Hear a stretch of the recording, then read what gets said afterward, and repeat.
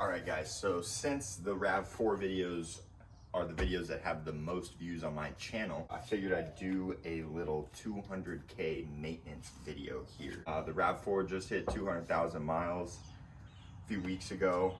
You know, I've done aftermarket suspension to it, tried to keep up on the maintenance and everything. It's definitely time for new brakes and rotors. Those things are definitely donezo. The control arm bushings are shot. I've never done the ball joints, any of the outer tie rods or anything like that.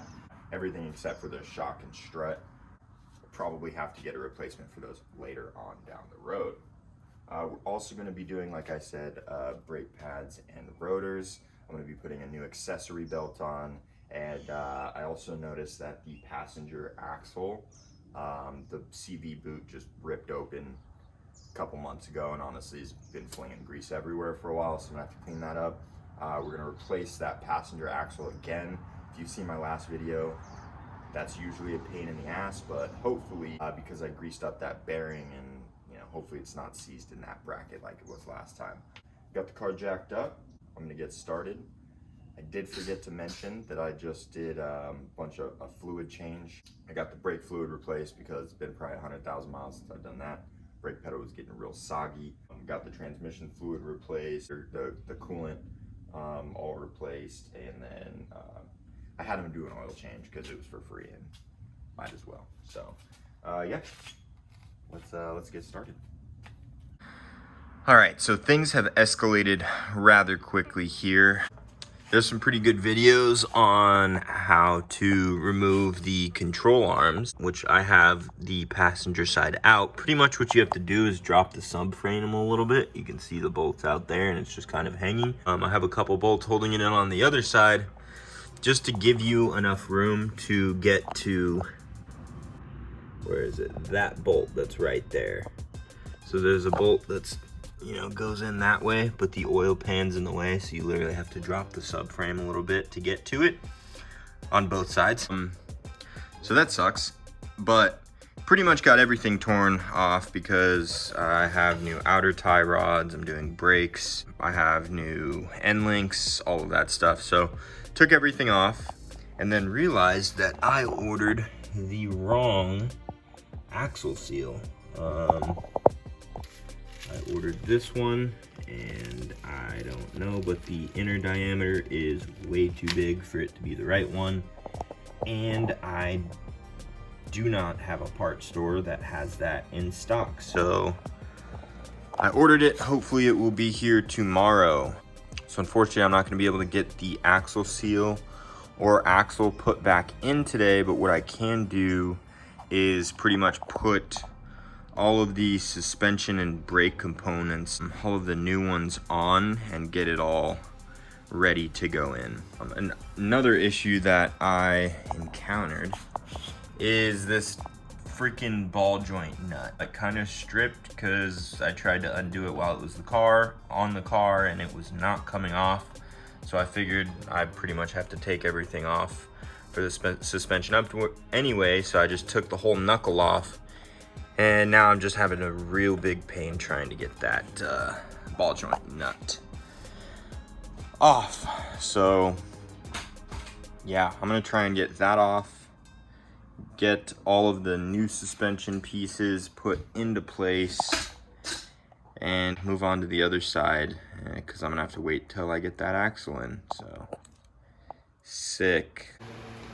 All right, so as you can see, I have the axle in. I was able to finally find the correct seal for the passenger transaxle here into the, I believe it's a transfer case or transmission, I don't know, whatever, just keeps the oil in right there. I was having the hardest time trying to find the part, so I'm gonna go ahead and save you guys some time. Here is the part number for the Type T oil seal right here.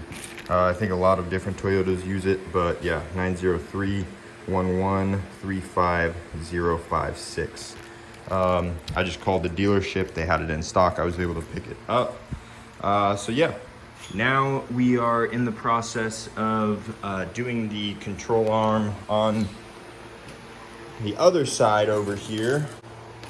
Yeah, I just broke my my 1/2-inch breaker bar trying to get the axle nut loose. If you're asking why are you breaking the axle nut loose, you don't have to do that for the control arms.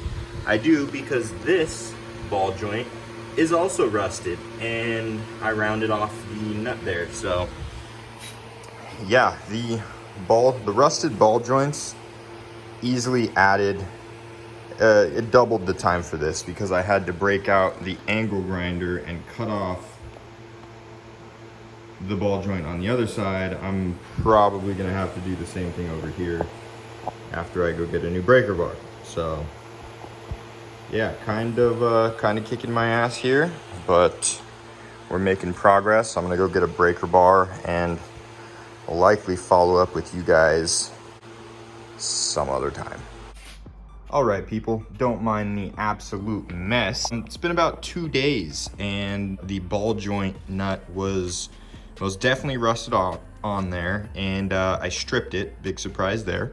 So I needed to take the whole spindle off to then take my angle grinder to the old ball joint. But unfortunately, taking off that axle nut it's probably the hardest nut I've ever had to bust. Yeah, no, it was tough. I literally broke, where is it? I broke my my 1/2-inch breaker bar, literally just bent there. Went and got another one, this one, and this is actually the second one because I broke that as well. So today I went and exchanged this and also bought this impact gun.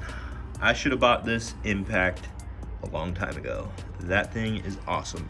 Cracked the axle nut, took both of these big spindle nuts off there like a breeze. Yeah, so that was pretty much it. This is what I had to do to both of the ball joint nuts, and just had to pretty much, you know, go ham on that. We're at the point where I can just start putting everything back together. It's been pretty rough. After 200,000 miles, this car needs it. I mean, obviously, almost every bolt was rusted. And I live in Arizona. We are not known for our rust. I do know that this car came from Colorado before I bought it I think it was probably about 5 years ago now. But yeah, still dealing with rust from that. And I actually replaced this axle, which is the crazy thing. So that rust is new. All right, so I'm gonna update you guys on another little road bump I ran into here. So the driver's side axle is actually shot. Yeah, not only was the boot ripped, but the joint actually came out of the socket like pretty easily. So not only that, but I could not get this axle out. I couldn't get the right angle with the pry bar to pop the axle. Even though last time I did this, I remember this side came out really easy. This time was not that way. So pretty much I pulled out the broken joint and just this was left in there. And if you know, these are, I mean, it's kind of hard to get a grip on this. It was easier once the rest of the axle was off. Anyways, best way to do that is get like a slide hammer or something. I've had to do this before for, I think, a wheel bearing in the rear or a hub. But basically, I had to go buy this threaded rod a while back, and it threads into this vice clamp, which I just clamped on to that. And then I actually don't have like a slide hammer or like a broken sledgehammer. So I used the old brake rotor and put the threaded rod through that, put the nut on it, and like literally with a few whacks at it, it came right out. So yeah, definitely a nice little hack. It's handy to have one of these around if you ever have things stuck like that. I've used it multiple times to clamp it on there, and you just, you know, get it right out. So now that everything is off, I can start reassembling things. So the new trailing arm is gonna go in. I have new end links, all of that stuff. We're gonna get started. I'll probably just catch up with you guys when I start on the front brakes. I'm gonna do the belt, I'm gonna do the spark plugs, and then I'm gonna move, yeah, just, you know, car stuff. There's always unexpected things, and then you run into the, you know, while I'm here, I might as well. All right, guys, so it is nighttime, but I managed to get everything on there. We got the outer tie rods, we got our axles in, we got our end links, we got our new ball joints, all that good stuff. Got the new brakes and rotors put in right now on the front. I will say, when I was compressing the brake caliper, I just got the brake fluid like refilled because it hadn't been changed for probably 100,000 miles. Anyways, compressed the brakes and it started to come out of there, so I had to take some of the brake fluid out. That is not tequila, that is brake fluid. Honestly, I don't think I'm gonna do the accessory belt. I looked at it and there weren't any cracks in the belt or anything, so I figure might as well just leave that. I am still gonna do the spark plugs, and then I'm gonna get started on the rear brakes and the rear end links, and then I will be completely done.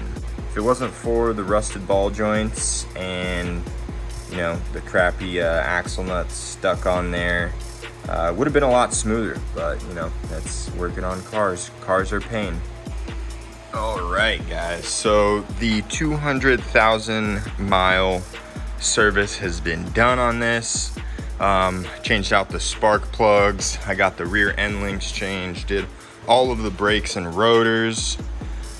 Biggest thing that this car needed for the 200k mile service is gonna be the passenger axle boot was torn, the lower control arm bushings, all the ball joints, outer tie rods, pretty much all of the front suspension components, except for the shocks and struts, because those are just fine, have been replaced. Yeah, honestly, it would have been a breeze if it wasn't for those rusted ball joints and the stubborn axle nuts, but good thing I went and got that impact gun. I'm gonna take it for a test drive to break in the pads and do the break-in procedure on those guys. Hopefully I can go another 100,000 miles without touching too much of this thing. So I did see some rear suspension components that look like they're probably about to go out, so maybe another 50,000 miles I'll do like rear trailing arms and bushings and everything else back there. But other than that, we're good to go. Let's go see how it rides.